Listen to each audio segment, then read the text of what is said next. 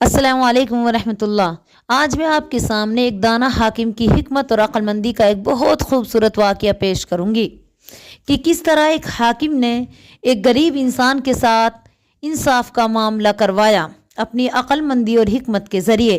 4 صدی ہجری کا ذکر ہے کہ شہر بغداد کے ایک نیک آدمی نے حج پہ جانے کا ارادہ کیا۔ اس شخص کے پاس ہیرو کا ایک قیمتی ہار تھا جس کی قیمت کئی لاکھ روپے تھی۔ اس کو ڈر تھا کہ اس کی غیر حاضری میں کہیں یہ ہار چوری نہ ہو جائے، چنانچہ اس نے یہ ہار فروخت کرنا چاہا، لیکن اس کو کوئی خریدار نہ مل سکا کیونکہ اس کی بہت زیادہ قیمت تھی۔ آخر مجبور ہو کر اس نے یہ ہار شہر کے ایک مشہور تاجر کے پاس امانت کے طور پہ رکھ دیا۔ اس تاجر کو لوگ بہت دیانت دار سمجھتے تھے اور اس کی بہت زیادہ عزت کرتے تھے۔ حج کرنے کے بعد جب وہ آدمی بغداد واپس آیا تو اس تاجر کے پاس گیا اور اپنی امانت اس سے واپس مانگی۔ ادھر تاجر کی نیت بدل گئی۔ اس نے حاجی سے کہا، تم کون ہو؟ میں تو تمہیں جانتا ہی نہیں۔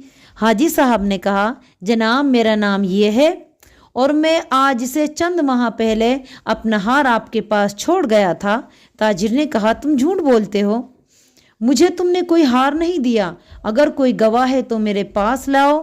حاجی صاحب نے کہا، جناب آپ ایک ایماندار آدمی ہیں، میں تو اللہ کے بھروسے پر ہار آپ کے پاس چھوڑ گیا تھا، خدا کے لیے آپ مجھ سے مذاق نہ کریں اور میرا ہار مجھے واپس کر دیجئے۔ تاجر نے حاجی کو ایک نہ سنی اور اس کو ڈانٹا ڈپٹا اور اپنی دکان سے نکال دیا۔ اس زمانے میں بغداد کا حاکم عزو دولہ تھا جو ایک دانا اور انصاف پسند آدمی تھا۔ حاجی روتا پیٹتا چیختا اس کے پاس گیا اور جو کچھ اسے پیش آیا تھا اس کے سامنے بیان کیا اور پھر قسم کھا کر کہا کہ لوگ اس تاجر کو بہت دیانت دار سمجھتے تھے، اسی لیے اللہ کے بھروسے پر میں نے اپنا ہار اس کے پاس امانت کے طور پہ رکھوا دیا۔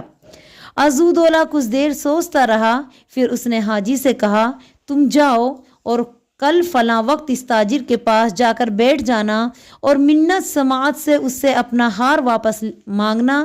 اسی وقت میری سواری ادھر سے گزرے گی، میں تمہیں بلند آواز میں سلام کروں گا تو تم اپنی جگہ بیٹھے بیٹھے ہی میرے سلام کا جواب دینا۔ حاجی نے دوسرے دن ایسا ہی کیا۔ جب وہ تاجر کی منت سماعت کر رہا تھا اور تاجر اپنے ملازموں سے کہہ رہا تھا کہ اسے دھکے دے کے دکان سے نکال دو تو عزو دولہ نے سواری ادھر سے اپنی گزاری اور انہوں نے دور ہی سے حاجی صاحب کو سلام کیا۔ حاجی نے بیٹھے بیٹھے ہی اس کے سلام کا جواب دیا۔ اب عزو دولہ نے اپنی سواری روک لی اور اس سے کہا، ارے بھائی تم حج کر کے واپس آ گئے ہو لیکن مجھ سے ملنے نہیں آئے۔ حاجی بولا، فرصت نہیں ملی، کسی وقت آؤں گا۔ عزو دولہ نے کہا، ہاں بھائی ضرور، جلدی میرے پاس آنا، میں تمہارا انتظار کر رہا ہوں۔ تاجر نے یہ گفتگو سنی تو وہ ڈر کے مارے اس کا برا حال ہو گیا۔ اس نے دل میں خیال کیا کہ اوہو، یہ شخص تو عزو دولہ کا دوست نکلا، اگر اس نے امیر کے پاس میری شکایت کر دی تو میں پکڑا جاؤں گا۔ جب عزو دولہ کی سواری گزر گئی تو اس نے فوراً اپنے ملازموں سے کہا، اس شخص کو تنگ نہ کرو۔ پھر اس نے حاجی سے کہا، بھائی تمہارا ہار کیسا تھا؟ حاجی نے اس کو بتایا کہ اس میں اتنے ہیرے تھے اور اس کا سبز رنگ کے دھاگے میں وہ پورے ہوئے تھے۔ یہ سنتے ہی تاجر اٹھا اور ہار لا کر یہ کہتے ہوئے حاجی صاحب کے سامنے رکھ دیا، بھائی معاف کرنا، میں بالکل بھول گیا تھا۔ حاجی وہاں سے اٹھ کر سیدھا عزو دولہ کے پاس پہنچا اور اس کو سارا حال سنایا۔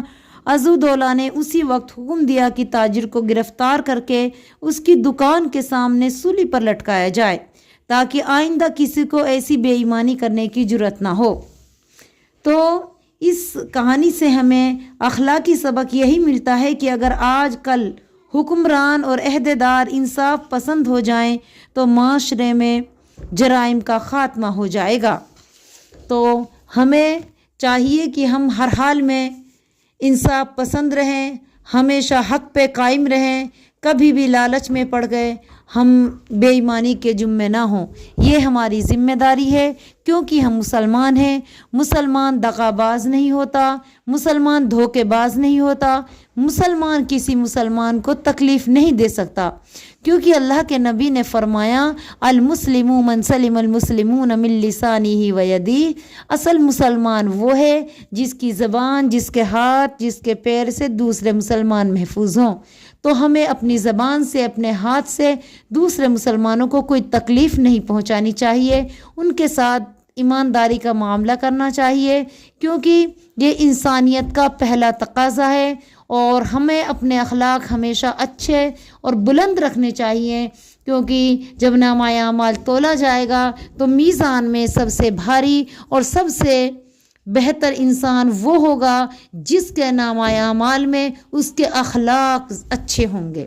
تو اخلاق کی وجہ سے ہمارا میزان بھی بھاری ہو جائے گا، اسی لیے ہمیں اپنے اخلاق اچھے بنانے چاہیے، ہر انسان کے ساتھ انسانیت کا معاملہ کرنا چاہیے۔ السلام علیکم ورحمۃ اللہ وبرکاتہ۔